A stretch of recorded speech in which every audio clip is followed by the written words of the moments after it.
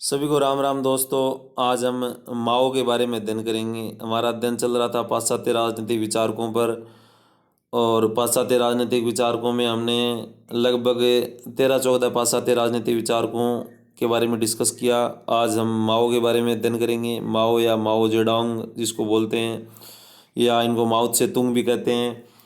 माओ का जीवन काल, माओ की बुक्स, माओ के सिद्धांत, माओ के क्रांति से संबंधित विचार, क्रांति की विशेषता, लोकतंत्र से संबंधित विचार, चीन में साम्यवादी राज्य, इससे संबंधित माओ की जो भी बातें हैं उनके बारे में हम डिस्कस करेंगे। तो चलते हैं, आज हम माओ के बारे में देखते हैं। तो माओ का पूरा नाम माओ त्से तुंग या माओ जेडोंग बोलते हैं, जिनका जीवन काल 1893 ईस्वी से 1976 ईस्वी तक रहा। 1893 से 1976 ईस्वी, यानी हम लेटेस्ट विचार कह सकते हैं इनको। माओ त्से तुंग का जन्म 1893 ईस्वी में चीन में हुआ। तो मुख्य तौर पर ये के चीन के ही थे, और ये समाजवादी राज्य की स्थापना करना चाहते थे। इन्होंने कार्ल मार्क्स के विचारों को आगे बढ़ाया। लेनिन, स्टालिन, माओ, ये सब कार्ल मार्क्स के उत्तरवर्ती विचारक थे। तो माओ त्से तुंग का जन्म हमने देखा 1893 ईस्वी में चीन में हुआ।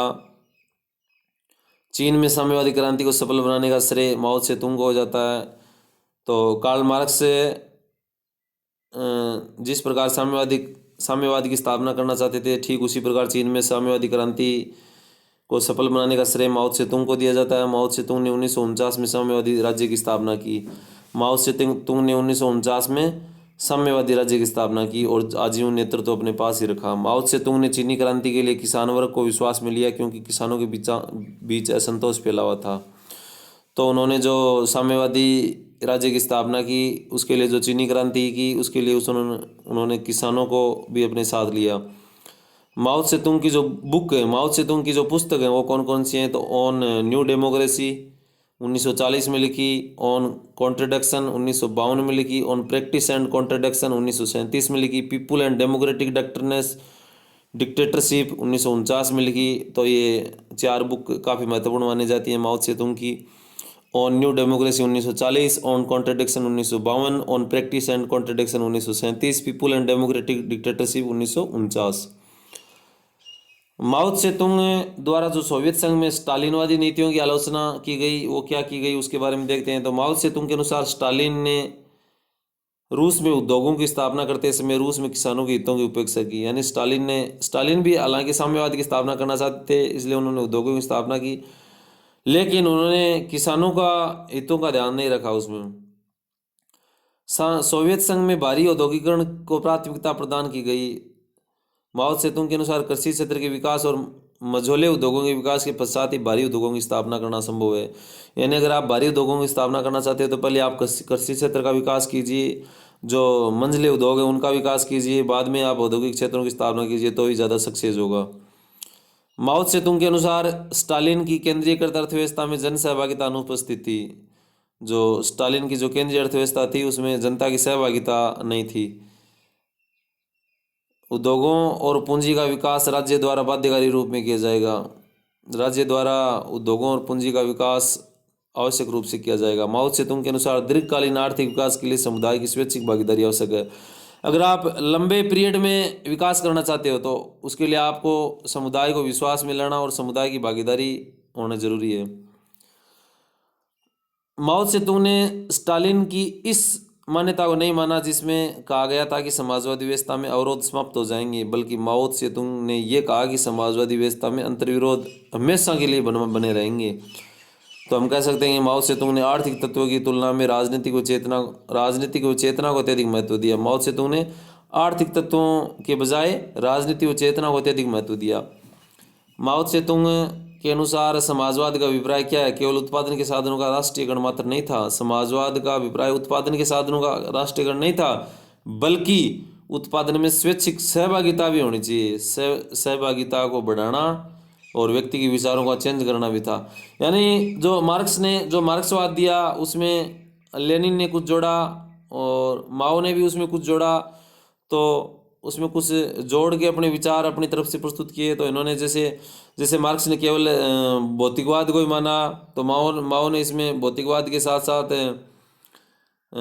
इसमें स्वैच्छिक जनता की स्वैच्छिक सहभागिता और उनके विचारों को चेंज करना भी उन्होंने माना। तो कार्ल मार्क्स ने विचारों को बिल्कुल से ही महत्व नहीं दिया, विचारों को केवल मिथ्या चेतना कहा। तो इन्होंने विचारों को भी साथ में लिया। तो ये हम कह सकते हैं कि मार्क्सवाद की बजाय माओ का जो विचार है वो थोड़े विस्तृत हैं। अब माओ से तुंग के टाइम में जो चीन में जो समस्याएं चल रही थी वो क्या था, एक तो जापानी साम्राज्यवाद था, एक सामंतवादी शोषण था। तो माओ से तुंग ने क्या किया कि पहली बार किसानों को क्रांति का अग्रभाग बना दिया, यानी क्रांति के लिए किसानों को आगे कर दिया। और क्रांति शहरों में नहीं बल्कि गाँवों में होगी ऐसा कहा। और क्रांति का तरीका था वो गुरिल्ला युद्ध माना, इन्होंने गुरिल्ला युद्ध अपनाया। तो किसानों को आगे किया, गाँवों को क्रांति का केंद्र बनाया, गुरिल्ला युद्ध के माध्यम से क्रांति करना बताया। तो इन्होंने जो विरोध का सिद्धांत दिया वो क्या है कि माओ से तुंग के अनुसार समाज में अनंत काल तक विरोध बने रहे। बोला विरोध तो हमेशा हमेशा के लिए होंगे ही, चाहे साम्यवाद की स्थापना हो जाए तो भी विरोध तो होते रहेंगे हमेशा के लिए। अब सर्वहारा वर्ग के अधिनायकत्व के पश्चात भी समाज में विरोध कायम रहेंगे। बोला अगर सभी लोगों का, अगर मजदूरों का, किसानों का अगर अधिनायकत्व हो जाएगा, सभी अगर बराबर हो जाएंगे, साम्यवादी व्यवस्था स्थापना हो जाएगी, तो भी कहीं ना कहीं विरोध तो होते ही रहेंगे। जबकि मार्क्स ने अपने सिद्धांतों में कहा था कि साम्यवाद राज्य स्थापित हो जाएगा तो वो बहुत ही वर्गविहीन राज्यविहीन होगा और उसमें कहीं भी विरोध नहीं होगा, शांति शांति होगी। तो उन्होंने कहा कि विरोध तो होगा ही होगा। तो जो उन्होंने विरोध बताया वो भी दो प्रकार का बताया, एक तो सामंजस्यशील विरोध और गैर सामंजस्यशील विरोध। एक तो सामंजस्यशील विरोध का क्या मतलब है, वह विरोध जो जनता के मध्य आपस में होता है और उसे बिना किसी हिंसा के सुलझाया जा सकता है। यानी सामंजस्य आपस में बातचीत के माध्यम से, विचार विमर्श के माध्यम से जिस विरोध को सुलझाया जा सके वो है सामंजस्यशील विरोध। और ये तो साम्यवादी क्रांति के बाद भी बने ही रहेंगे। बोला एक गैर सामंजस्यशील विरोध है, वो क्या है, एक शोषक और शोषितों के मध्य होता है, जिसे सुलझाने की हिंसा की आवश्यकता होती है और इसको सुलझाने के लिए हिंसा की आवश्यकता होती है, बिना हिंसा के ना। भाई एक तो सामंजस्यशील विरोध है वो तो आपस में विचार विमर्श के माध्यम से सुलझा लिया जाएगा, और एक गैर सामंजस्यशील विरोध है उसके लिए हिंसा का सहारा लेना पड़ेगा, बल प्रयोग करना पड़ेगा, तभी वो सामंजस्य सुलझाया जा सकता है। उन्होंने जो निरंतर क्रांति का कंसेप्ट दिया वो क्या है, तो क्रांति एक घटना नहीं बल्कि एक प्रक्रिया जो निरंतर चलती रहती है। उन्होंने क्रांति को बताया कि क्रांति निरंतर चलती रहती है। माओ त्से तुंग ने कहा कि समाज में क्रांतियों का एक दौर चलेगा जिससे लोगों का वैचारिक परिवर्तन किया जा सकेगा। माओ त्से तुंग ने निरंतर क्रांति का नारा दिया। हम कह सकते हैं माओ त्से तुंग ने बोला कि क्रांति हमेशा हमेशा के लिए चलती रहेगी, और उन्होंने निरंतर क्रांति का नारा दिया। निरंतर क्रांति का नारा किसने दिया, माओ त्से तुंग ने। माओ त्से तुंग ने निरंतर क्रांति में क्या क्या शामिल किया, पंचवर्षीय योजना क्रांति 1953-57 को शामिल किया, सैकड़ों फूल खिलने की योजना 1957, अनेक विचारों को मुक्त रूप में करने की स्वतंत्रता प्रदान की। सैकड़ों फूल खिलने से तात्पर्य है अनेक विचारों को मुक्त रूप से स्वतंत्र कर देना। तो उनकी जो निरंतर क्रांति है उनमें पंचवर्षीय योजना क्रांति है, सैकड़ों फूल खिलने की योजना है, और लंबी छलांग योजना 1958 से 1960। तो ये मिलान करने से संबंधित जो प्रश्न है ना, संगत और असंगत से संबंधित प्रश्न है कि एक तरफ से उनके वो आ गया, जैसे पंचवर्षीय योजना क्रांति आ गई, सैकड़ों फूल खिलने की योजना आ गई, लंबी छलांग योजना आ गई, दूसरी तरफ उनका कार्यकाल सन दे दिया जाएगा, तो मिलान करने से संबंधित आ जाएगा। तो वो मिलान करना आना चाहिए हमें। तो माओ त्से तुंग ने जो निरंतर क्रांति दी उसमें पंचवर्षीय योजना क्रांति बताई, सैकड़ों फूल खिलने की योजना बताई, और लंबी छलांग योजना बताई। लंबी छलांग आंदोलन क्या था, लंबी छलांग आंदोलन 1958 से 1960 तक चला। लंबी छलांग आंदोलन 1958 से 1960 तक चला। इस आंदोलन के अंतर्गत माओ त्से तुंग ने जो औद्योगिक उत्पादन है उसमें एक साल में 100% की वृद्धि को लक्ष्य लिया। एक साल में 100% की वृद्धि का लक्ष्य लिया माओ त्से तुंग ने। जो लंबी छलांग मतलब लंबी छलांग लगाना औद्योगिक क्षेत्र में, तो 100% वृद्धि का लक्ष्य लिया 1958 से 1960 तक ये चला। क्यों लेकिन हुआ क्या कि ये सफल नहीं हुआ। क्यों नहीं हुआ सफल, अब तो इसकी जब ये सफल नहीं हुआ, जब 100% वृद्धि का लक्ष्य हासिल नहीं किया गया, तो इसके बाद इसने जो नारा दिया वो सांस्कृतिक क्रांति का नारा दिया। लंबी छलांग आंदोलन के बाद असफलता के बाद इन्होंने सांस्कृतिक क्रांति का नारा दिया। अब सांस्कृतिक क्रांति क्या थी, 1966 से 1976 तक इसका कार्यकाल था सांस्कृतिक क्रांति का। सांस्कृतिक क्रांति में इन्होंने दल में नौकरशाही को रोकने का प्रयास किया, सत्ता के केंद्रीकरण को रोकने का प्रयास किया, वैचारिक परिवर्तन करने का प्रयास किया, स्कूल व विश्वविद्यालय में छात्रों में निष्ठा प्राप्त करने का प्रयत्न किया और दल के प्रति उत्तरदायी बनाने का प्रयास किया। तो सांस्कृतिक क्रांति मतलब लोगों के विचारों में, लोगों की भावनाओं में परिवर्तन करने का काम इन्होंने सांस्कृतिक क्रांति के माध्यम से किया, जो 1966 से 1976 तक लगभग 10 साल अस्तित्व में रही। इन्होंने सांस्कृतिक क्रांति के माध्यम से दल में जो बढ़ती हुई नौकरशाही है उसको रोकने का प्रयास किया, सत्ता में जो बढ़ रहा केंद्रीकरण है उसको रोकने का प्रयास किया, लोगों के जो विचारों में परिवर्तन करने का प्रयास किया, स्कूलों विश्वविद्यालयों के छात्रों में निष्ठा प्राप्त करने का प्रयास किया। और इन्होंने क्या किया, उत्तरदायी बनाने का कार्य किया, मतलब जनता को दल के प्रति उत्तरदायी बनाने का कार्य किया। चीन के साम्यवादी दल ने शक्ति संघर्ष के कारण माओ त्से तुंग ने नारा दिया।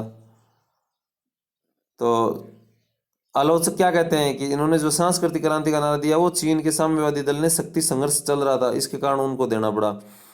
तो माओ त्से तुंग ने और क्या किया, माओ त्से तुंग ने कहा कि वे बुर्जुआ तत्वों से चीन को खाली करना चाहते हैं, यानी बुर्जुआ तत्वों से चीन को खाली करना चाहते हैं, माओ त्से तुंग ने कहा।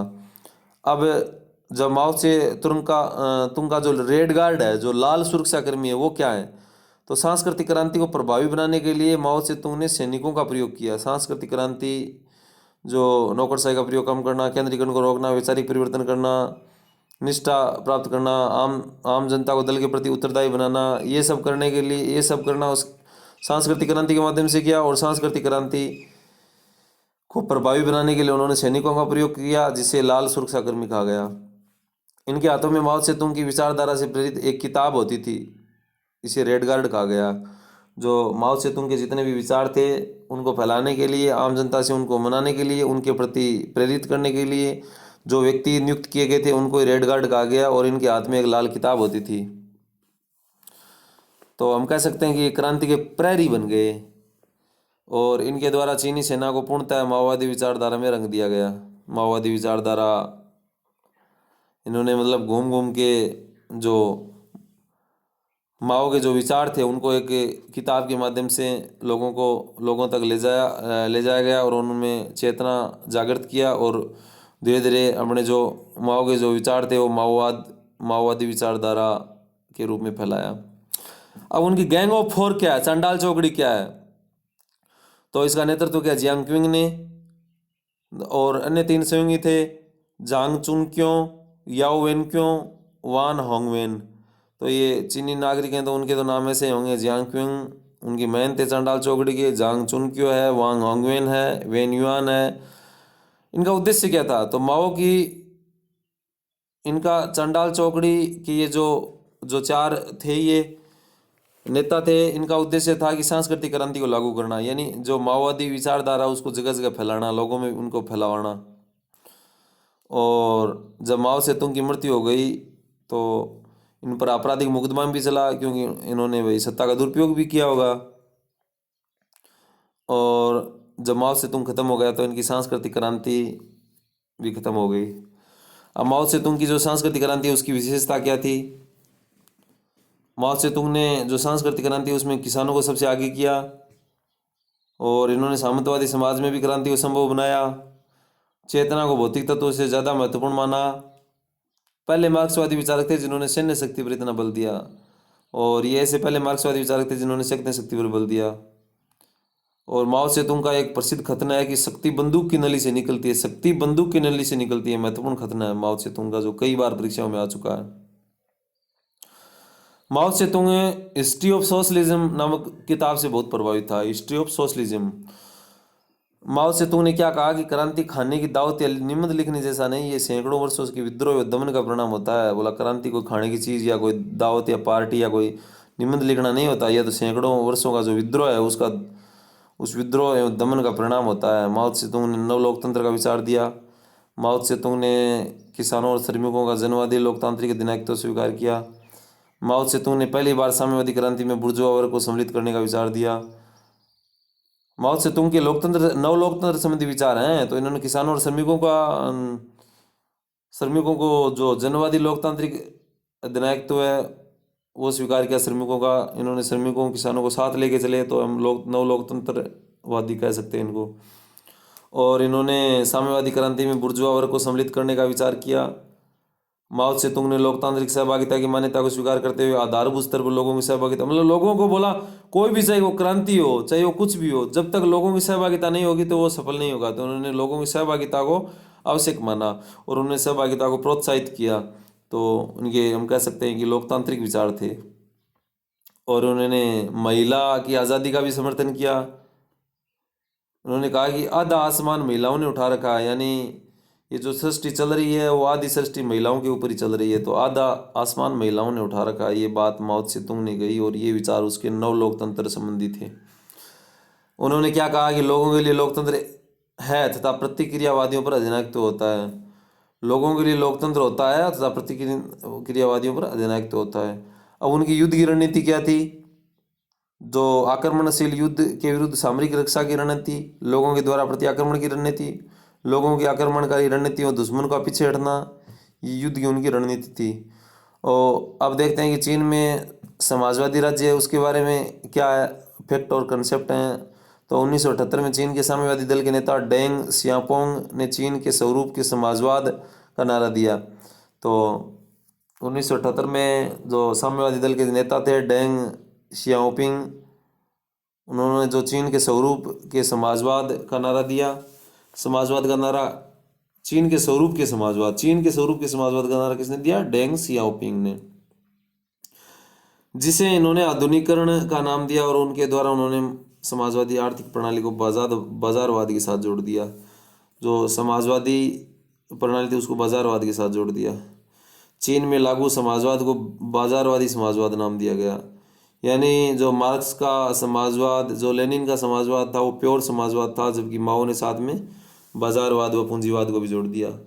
चीन ने आर्थिक प्रतिस्पर्धा को बढ़ाने के लिए निजी निवेश को आकर्षित किया। जो आर्थिक प्रतिस्पर्धा है उसको बढ़ाने के लिए जो निजी निवेश है उनको भी बढ़ाया।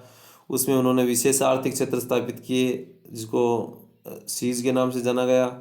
सार्वजनिक उद्योगों को भी निजी उद्योगों की भांति कुशल और प्रतिस्पर्धी बना दिया गया। भूमि पर अभी भी राज्य का नियंत्रण है, ये कहा गया।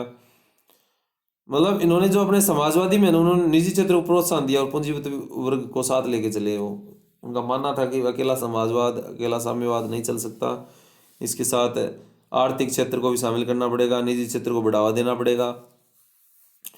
तो इन्होंने औद्योगिक गतिविधियों के लिए व्यक्तियों को भूमि आवंटित की जाती है और आर्थिक कुशलता बढ़ाकर शिक्षा, स्वास्थ्य और गरीबी निवारण के लिए उल्लेखनीय कार्य किया गया।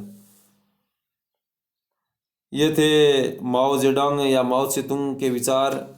इन्होंने चीन में जो साम्यवादी राज्य, समाजवादी राज्य जो स्थापित किया 1949 में, वो अग्रणी था। इन्होंने चीन की जनता में समाजवाद के प्रति एक नई जनक्रांति का संचार किया।